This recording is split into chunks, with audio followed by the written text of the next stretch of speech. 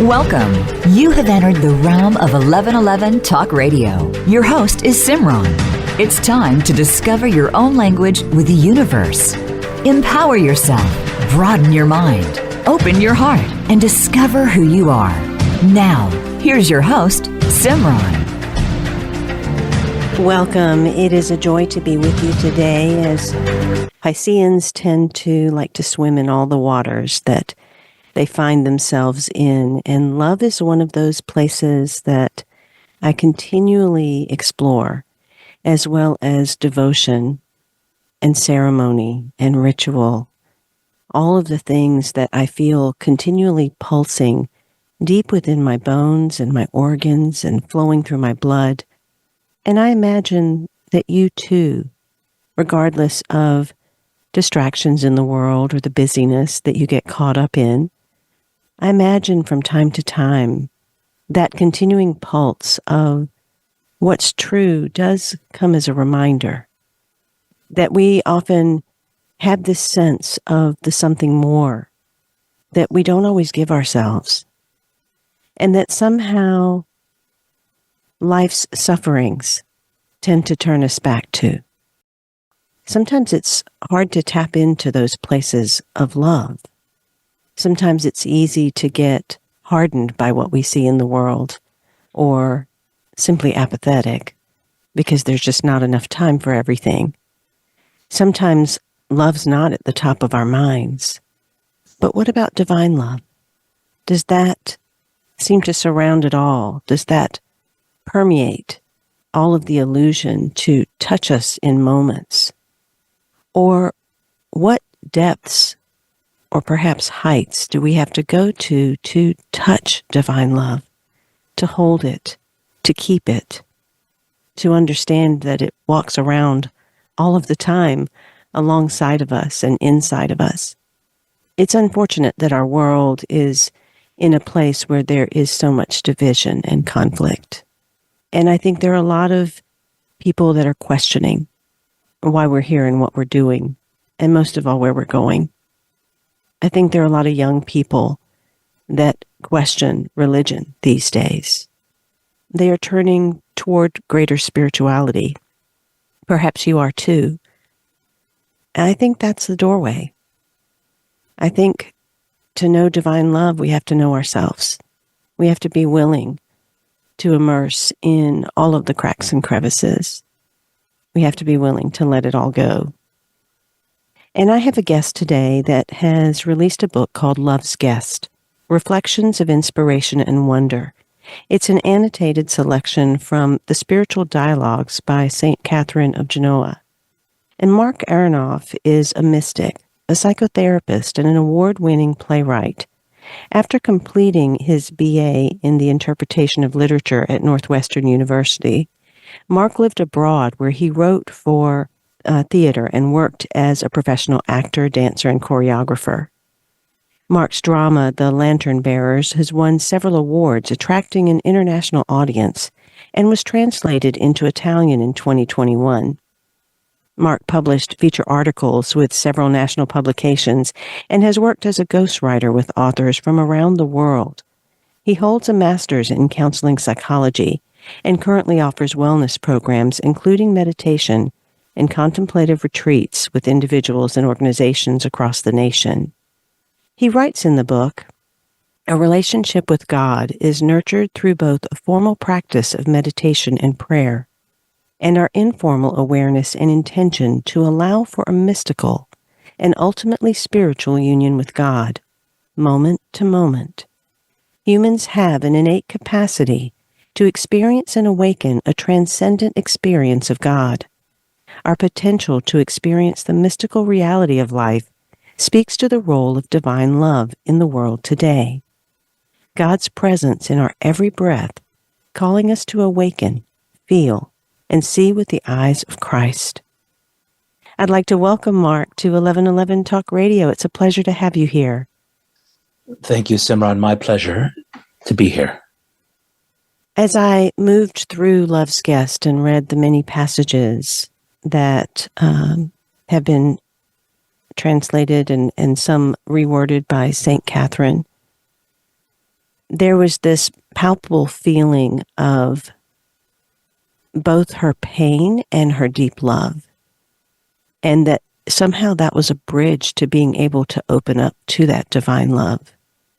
I looked at your background, and especially as a psychotherapist, you probably encountered many individuals that are in deep, deep pain. But not all those encounter divine love. Perhaps some do. What do you think was the distinction that really allowed for her to have that shift and transformation, so much so that even her husband transformed? It's a wonderful story for Catherine of Genoa. And this relationship between human suffering, our egoic needs and wants, and tending to, as we must, our corporal life, and our relationship with the divine is apparent in her trajectory. So briefly, she was born into a rather some prominence in what would be 15th century Italy, where Catholicism was certainly the reigning religion.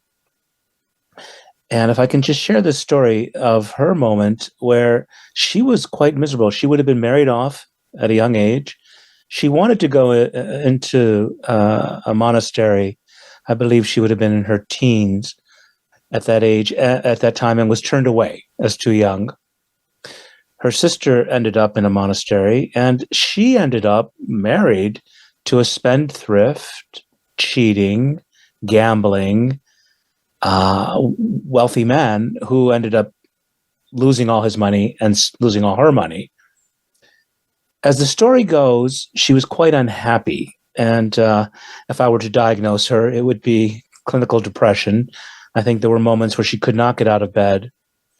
And she was struggling. She would have gone 10 years in this life, 17 to 27, around that age. And at some point, she visits her sister, who suggests she goes to confession.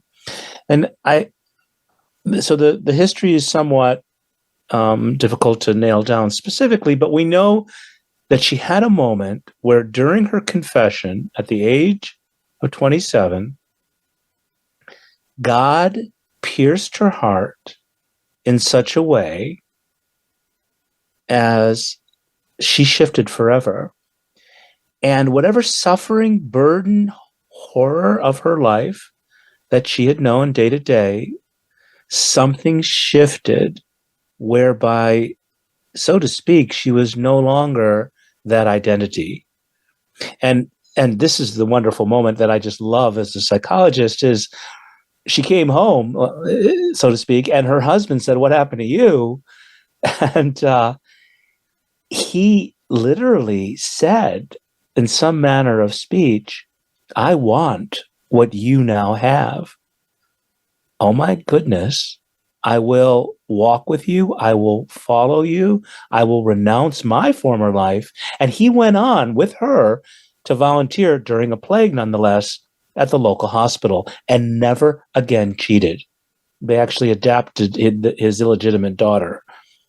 And it's the relationship between suffering and God, in one sense, we're drawn toward wanting to relieve our heart and soul of that burden through God. And this is not necessarily religious, through prayer, through a relationship with something bigger than us.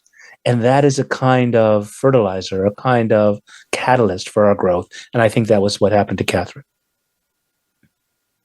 That moment of grace, I think, is something that probably everyone has prayed for at some point, to have an end to the suffering that they might be experiencing in their lives. And I think that we all have our sufferings, whatever they are. It's whether or not we're willing to face them.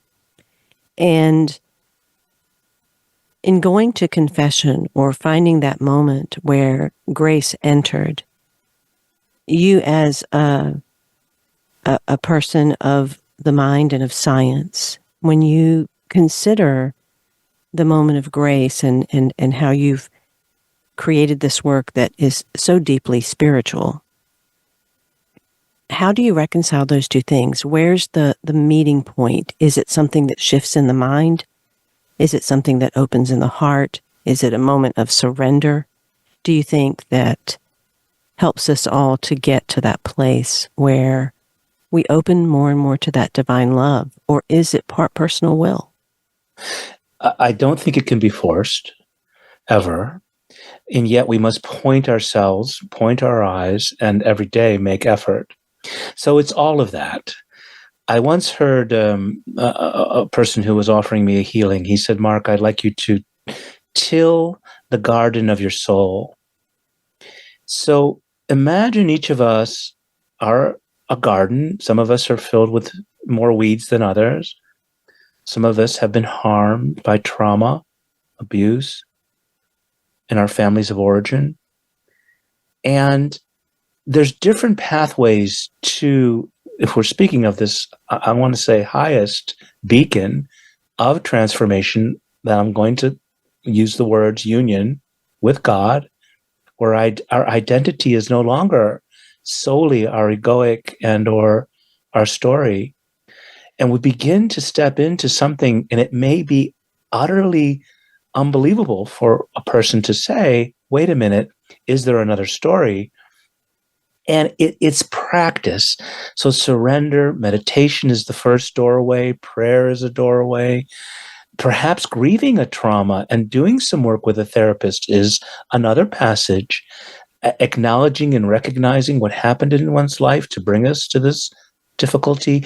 But ultimately, and I heard this, I was listening to someone last night say these words, that each of us, there's a teaching that each of us, he used the words enlightenment, have an enlightened place in our body, mind, body, our being.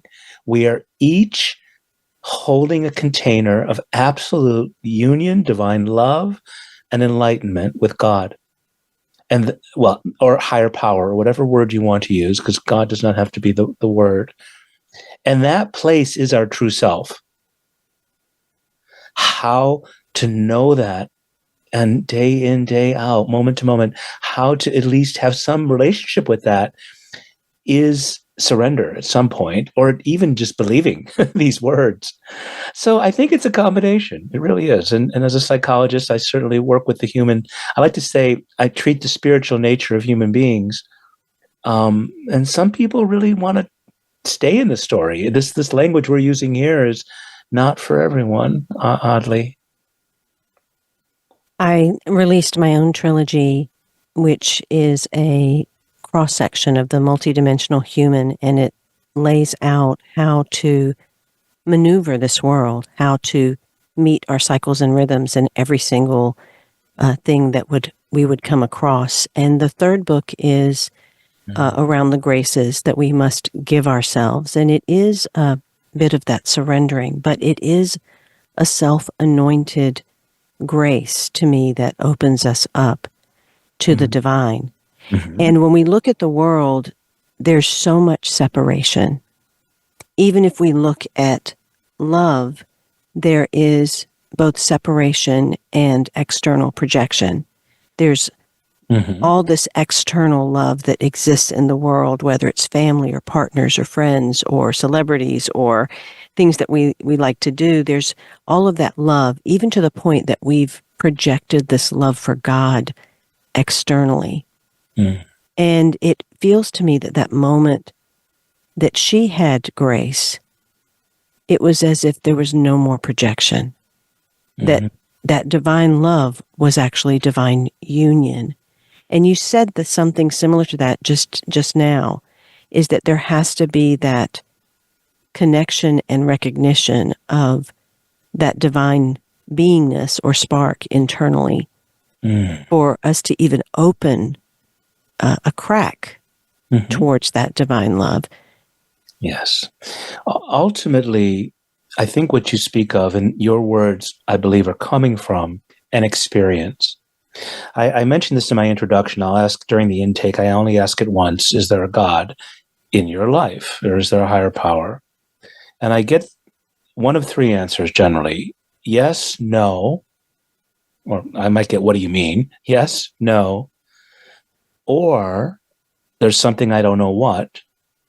And then they might add, if only I could have the experience. What would it mean to each of your listeners, of the whoever's listening now, to have the experience, at least taste? So I want to say we start with an intention. The words you spoke are the book offers, and your books offer a kind of roadmap and an idea that point toward an experience. And it's that experience that there's no turning back. And that's where I guess one could always turn back if one wanted. But I feel like for Catherine, there was no turning back. She went on to live her life in a manner, and her husband followed. There was no turning back. What if we could experience it? As I kind of, how do we experience the words we're speaking now? And that is reading and practicing. And, we're on the corporal world. We're in it, especially if you're a householder, as they say in Buddhism. If you're, you have a partner and children, or raising a family, or dealing with parents who are dying or ill or sick, or just dealing with family, period. It's messy. And I just imagine being sometimes, and I'm not there. I have to be honest. I'm not always there. Letting go, surrendering. What does forgiveness mean when a family member really pushes our buttons, or a mother or father who may have harmed us in some manner? How do we step out and into the light of God? And can we have a relationship? What are the boundaries? It's a wonderful question, how to live life in this messy world, especially as we see what's unfolding in front of us as humans and contributing to society, and yet hold the grace and experience of a deeper meaning. And sometimes I think to myself, what's being asked of us today is to understand what's behind the unfolding. What is the deeper meaning? How do we hold that grace in our day-to-day life?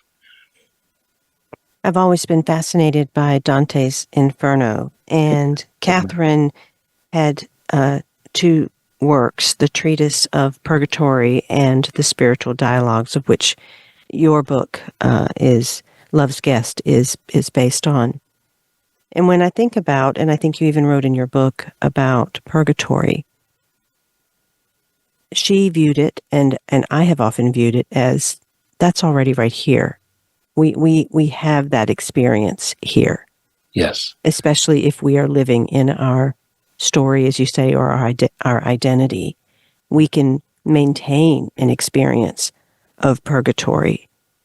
And so there's so much about identity that feels like it's what locks us in these places of pain and suffering and purgatory.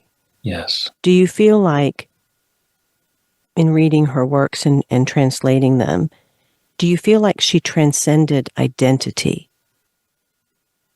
Absolutely. So, to be clear, so Love's Guest is an excerpt of what I call a divine song, a divine song of love from her spiritual dialogues. I took a section of that book. It was translated into English, and I birthed Love's Guest. And it was a deep, and we may talk about this at some point, mystical experience for me. In my research and calling, so to speak, to birth this book, I read her spiritual dialogue. I read her treatise on purgatory and the spiritual dialogues. But there's a wonderful, and this speaks to what you just mentioned, idea that she offers, which is really somewhat unique to the time of her life, that her treatise on purgatory fundamentally presents the idea that after death, the soul of a human would go to a place of an intermediary place where there is always the connection to God, to the divine, to divine love. It's never not there, which is this idea we spoke about earlier when we began our conversation, that here on earth, which is a form of purgatory, absolutely, a number of belief systems will follow that line of thinking, that everything here is a test of sorts that will draw you away from your divine knowledge. And yet it remains so and must be so. It is the literally order of the universe, that I call it the God Chord in the book, that this cord running through our spine, in essence, connects us at every moment, with every breath, with every word we speak, with every thought, to the essence of our being at one with God. It's just a messy life, and we trip and we fall and we get up. But this idea that she postulates, which I love, is that even in purgatory, here or elsewhere, God is drawing us forth to become that understanding, that way of being in the world. And, I just want to add, and if you'll see in her writing, it's this incredible swept awayness. One might even say she had an edge of mental illness, because there were days where she couldn't get out of bed after her conversion. But she showed up for work every day, running the largest hospital in Genoa, Italy, in the early 1500s during a plague. And she worked in this. So she showed up.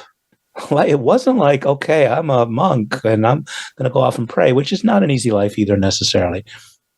So that idea of showing up, it just baffles me, and I honor her. I kind of paid homage, but yeah, life is a bit of a dance between navigating purgatory and remembering our true nature.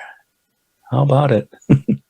We are such an escapist society. We're always looking for the next big fix or something to take us out of where we are. And many times that means creating the fantasy. And I think enlightenment is one of those places where we project a lot of fantasy. And as you were talking, what kept coming to me was, before enlightenment, chop wood, carry water. After enlightenment, chop wood, carry water, which is what she did in working in those hospitals. It was, I think the distinction is, before enlightenment, it was the story and the identity and being swept up in the purgatory that was her experience.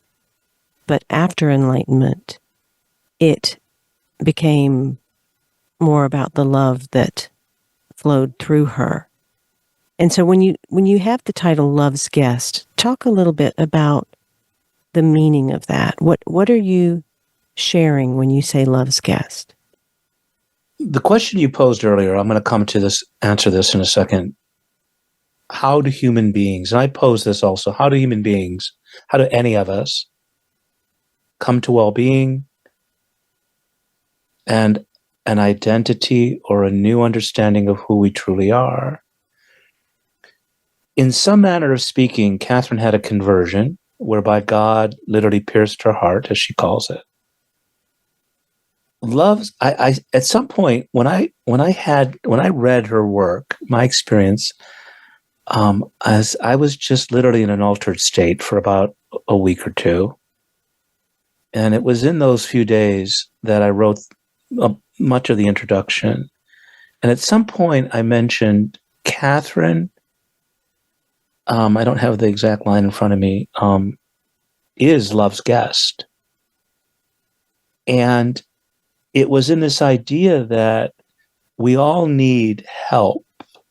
And in this case, Christ, or God, or consciousness of Christ, pierced her heart. And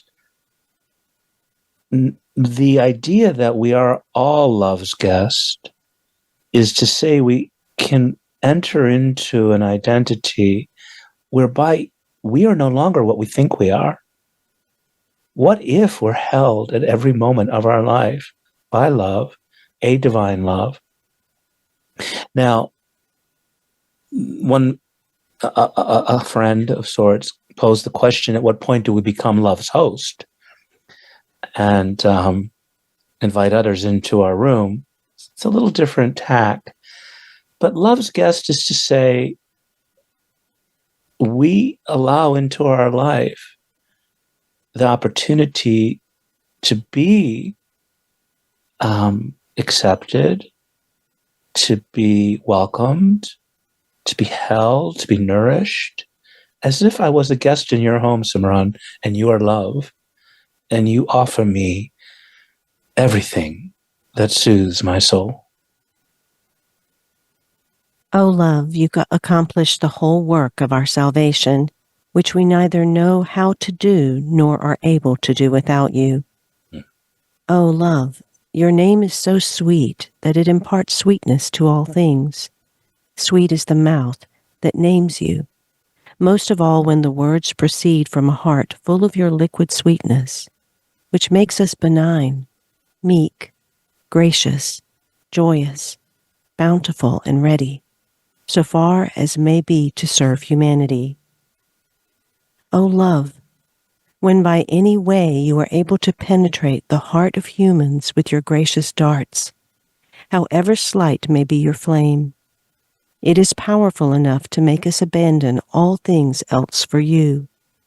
This love makes every affection and contradiction appear sweet. The God Chord running through each of us, a chord of understanding beyond words, ever present and ever wise, connected to the divine.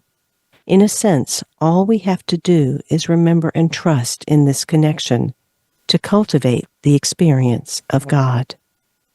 This is from Marc Aronoff's book, Love's Guest, Reflections of Inspiration and Wonder, an annotated selection from the Spiritual Dialogues by St. Catherine of Genoa. You can find out more at lovesguest.com.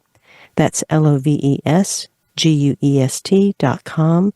I invite you to check out this book and all that Marc is doing in the world. Again, that's lovesguest.com. We'll be right back after these messages.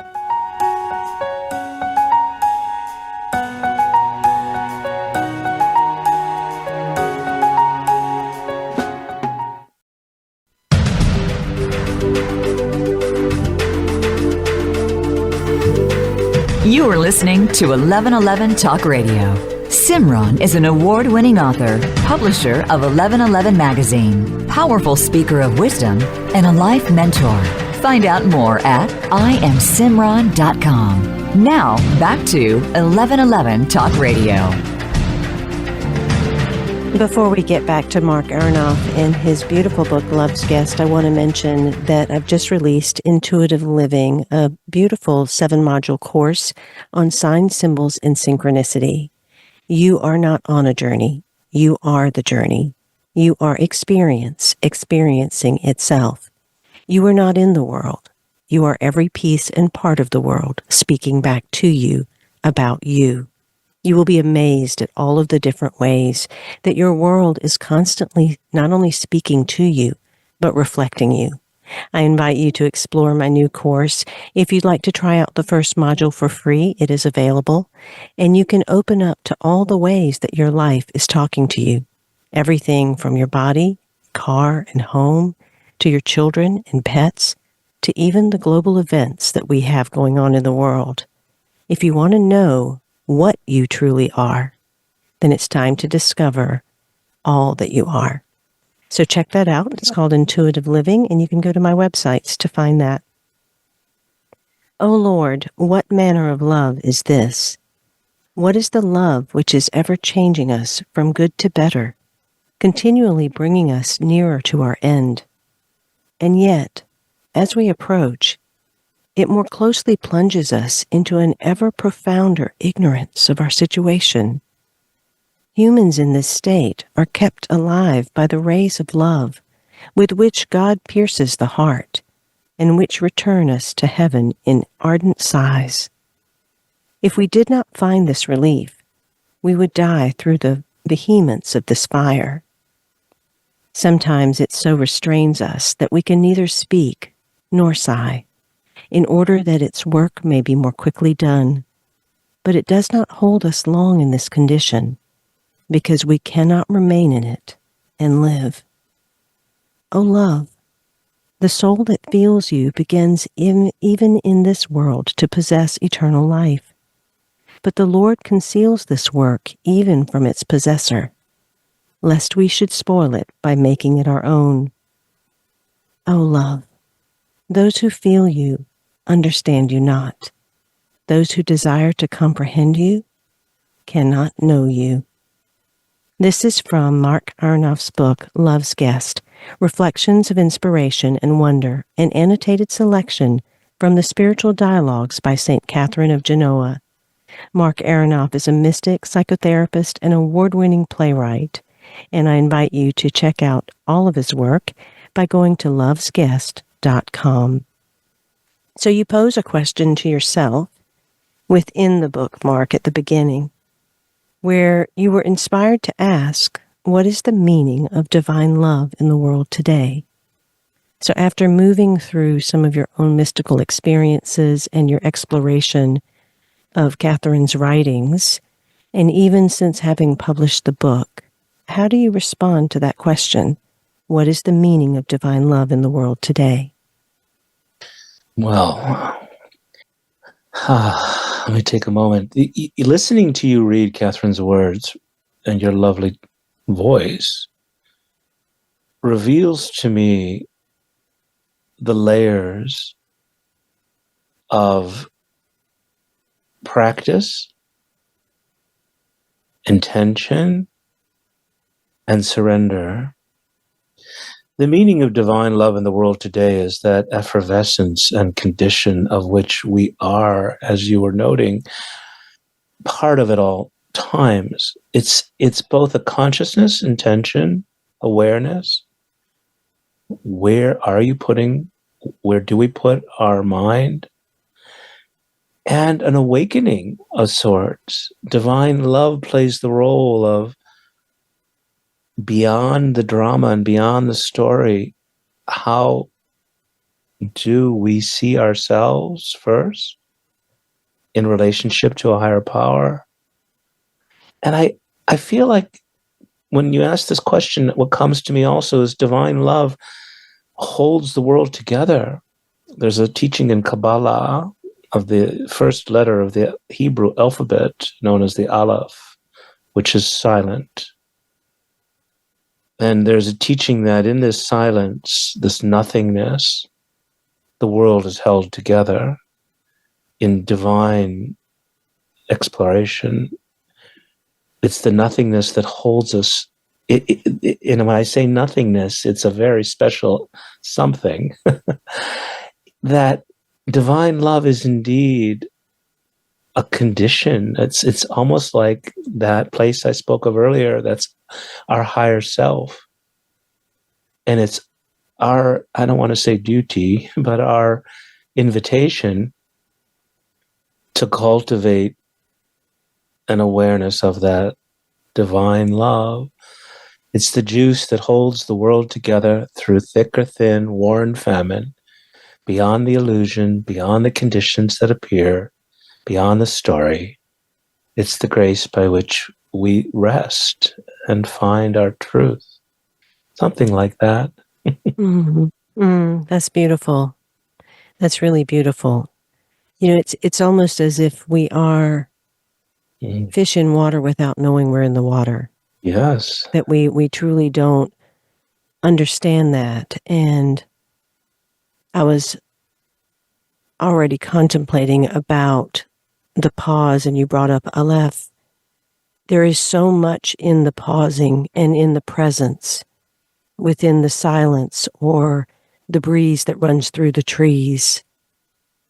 There's so much in the subtle that we miss, that is the mystical and the beautiful, that is the divine, because we live in such a busy world, and we live in a world where there's so much agenda and everyone's trying to be significant and relative and, be noticed and all of these things. And it seems to me that Catherine, that was never her intention to be noticed. Like, it's the silence that we must return to. Catherine, and sometimes I imagine this, or I dream about this as an artist. I was a dancer, and I've written a few works. Was swept away by the grace of something bigger than herself. Catherine was swept away by the grace of something bigger than her, and I just love this notion. I'll come back to it. We spoke of it earlier, that when her husband saw it, he said, "I want that also. Please, can I follow you?" And that must have been what people saw in Christ. It's that swept away. It's that there's an element of life that is beyond words. And we touch upon it. And I don't want to, I'm just going to rewind for a second. I don't want to minimize the importance of grounding ourselves in a society where we have certain tasks. That book that you might want to write needs willpower and action. That child that is acting out needs guidance and to be seen in a certain way. And how do we speak up for the wrongs of the world, if that is your choice to be that person? The world seems truly a dual I don't want to call it a dual action movie, dual orientated, in that we have this understanding that we speak of a divine revelation at all times, ever present, ever available, and we hold the responsibility of, saying I'm sorry when we screw up. How about that? Finding love in a partner, perhaps. What does that mean to step in and out of our triggers? Life is messy, and that dance between the messy and the divine is so sacred for me. And I have to say, I'm also figuring it out. Right?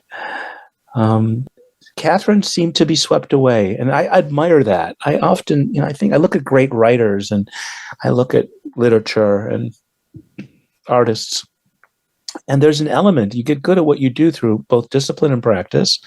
But for her, when we talk about a higher power in God, I think it was just being. She became that bubbly, effervescent, unconditional love that we all so yearn for. And the world of Catholicism, and I'm not religious, by the way, I'm much more spiritual. She had to be canonized, to become a saint. Something had to happen. And it was, I want to say this, her being herself, ultimately. Being herself.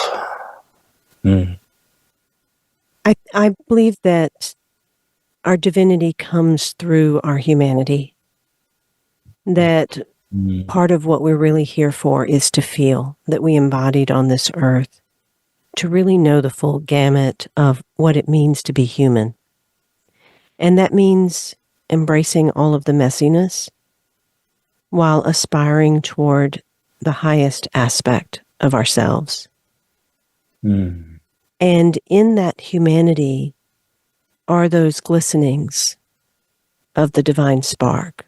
Lay that golden God chord. And it feels to me that, at least in my own experience, grief is that fibrillation again, that resuscitation, in a sense. It breaks down everything that was false, everything that was tied or bound or attached. And that the more we allow ourselves to feel, that we disintegrate the identity more and more to the place where we can touch these moments of grace. Mm-hmm. But grief is something that a lot of people resist because perhaps they feel like if they go there, they'll never recover. So as you're in your work as a psychotherapist and also looking at what Catherine must have experienced in regard to grief, what would you share about holding those sacred tears? Grief is the dark room with a scary monster in it that we dare not enter, lest we are overwhelmed. In the beginning, it is so. Slowly we come to know that all the armor and protection that we've manifest to keep us away from that monster, that door that hides the horrors of this life or perhaps even past lives. But stay with this one. We come to know that those protections and armor have not served us as ideally, and that we have the ability to grieve slowly but surely that which needs to be spoken and said and recognized. And sometimes we don't actually have the distinct memory of what happened, but the body hides nothing, and the tears will be revealed. Grief is also the catalyst that brought Catherine that day to a humble, deep, resonant confession that allowed an opening. So it's this paradox of both wanting to run away and needing sometimes to get through the day. We can't be walking around a hot mess all day. So we do want to be able to suppress, I'm going to use that word, to put it aside, which is different than repress, some of our difficulties and demons to manage our day. But ideally, we have people like you or I or friends or partners or even our higher power that we can shed those tears and allow ourselves to be feeling without understanding, without thinking, without making sense, but that what happened hurt. And grief becomes that doorway to the light and love and potential for redemption. You have within Love's Guest, "O love, what a sweet companion and faithful guide you are. Neither speech nor thoughts can do justice to your excellence. Blessed is the heart possessed and occupied by you. Love makes us just, simple, pure, rich, wise, and contented. And with its sweetness, it lessens every grief. This divine love, or even simply love, that individuals aspire to, it seems as if before we go out and project that and put that out into the world, there must be an incubation time where we're willing to receive and allow that for ourselves, where there's a worthiness to even believe that we are capable of holding that, of allowing that, of being loved in that way. And that means reaching out for help. That means asking for help. Talk about how we ask for the unseen in the midst of times where we really can't see anything. Well, you touch upon a vibrant truth that all the ideals and all the books and all the workshops that we read are like roadmaps that point us.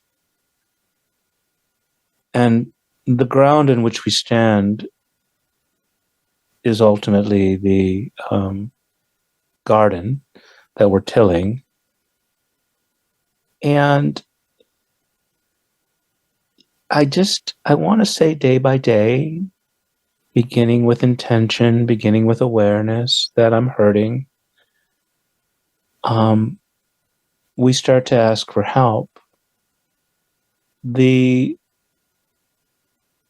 It may, and it often is, coming to know ourselves, what are our patterns. I firmly believe that others can point us toward a relationship with ourselves that drops some of the armor. Someone asked me the question once, how do you armor up? When do you armor up? Why do you armor up? When do you put on your armor? And you pose that question, am I worthy of receiving, giving love? How do I draw? And it's a process. I think this is also a Buddhist paradigm that from our suffering is the first noble truth that we're able to come out. If we're not aware, if we're not hurting, we're just bopping along, having a good old time. What is our self-awareness? When we begin to ask and to feel, I would like something different, something needs to change, and I am worthy of that change, miracles start to occur.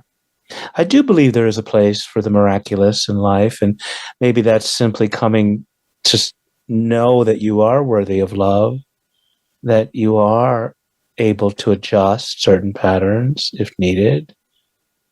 It's a process. My work as a psychologist is rooted in what I call somatic and body-centered work as well as insight and cognitive work. Dance between conversation like this in some manner, but we're doing something different, Simran. We're almost touching the divine and the sacred as a way through words of being in the world. And it's that touching that I invite everyone to cultivate through prayer, meditation, and ultimately a personal experience with the divine. And we keep coming back. A meditation really is moment to moment starting over. And that idea of the willingness to start over each second, to remember, wait, maybe I don't know everything. I don't have all the answers. And in that meditation, is it supportive to hold that idea of the God chord in the spine, to see it, to know it? I am. I practice daily. Meditation has been the biggest doorway for me to the mystical experience of the divine, whereby light and bliss and revelation seem to enter me. There are hundreds, if not thousands, of meditations. I have one in the book called The Love Meditation. I actually just made a recording for somebody. I grew up with, I shouldn't say grew up, but I practice a form of Zen, of doing nothing and allowing that in that nothingness, a good feeling bubbles up.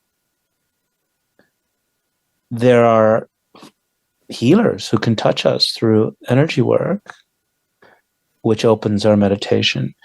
The God chord is the foundation of all meditation, in that if we're willing to get out of our own way, allow light and love, and there are techniques. It may be a particular breathing technique. It may be I've been practicing a particular breathing technique the last 6 months or so, and I've been meditating for about 30 years, if not longer, more like 40, I guess. But the last 6 months, I shifted, and a feeling of light and love and bliss envelops me through this meditation. there's a book called The Book of Secrets, and basically the idea is to find a meditation that works for you. I practice different meditations, as I mentioned. I've been practicing Kriya Yoga of late, and some of the teachings of that practice. Each of us have a meditation for our unique position in life. The God Chord for me is the foundation of all, in that it's that ever-present, ever connected line and or connection, to God, to the divine, to a higher power. And even just surrendering to that, doing nothing, is a great meditation. So I guess to answer your question, yes. I call that the quantum relaxation. I actually have a meditation that I call the quantum or QR meditation, which is doing nothing, being present. And in that nothingness, allowing the divine to bubble up. And it always does. Oh, love, you restore us to a true and perfect liberty and make us masters of ourselves. We wish nothing but what God wishes and find all things else a grave impediment. Oh, love, I find no words to express your joyous sway, your strong and assured freedom, your sweet and gentle goodness. But all that I could express would be unequal to what you would desire to say. I seek everywhere for loving words appropriate to that love, and find them nowhere. For love and its effects are infinite, and my tongue is not only finite, but very feeble, and is always dissatisfied and confused by its powerlessness to say what it desires. This is from Marc Aronoff's book, Love's Guest, Reflections of Inspiration and Wonder, an annotated selection from the Spiritual Dialogues by St. Catherine of Genoa. Christian mystic Marc Aronoff invites you to consider divine love through the insightful writings of St. Catherine of Genoa. It's a beautifully illustrated book of classic Christian literature describing the Italian mystic's spiritual transformation, and it includes a reflection workbook to encourage a deepening of love and understanding in your own life. Freshly edited and revised for the modern reader, St. Catherine speaks of love as spirit, God, and human existence in a voice simultaneously profound and simple. Go ahead and get your copy and check him out at lovesguest.com. Thank you, Marc, for being on 1111 Talk Radio. Until next week, I am Simran, in love, of love, with love, and as love. Be well.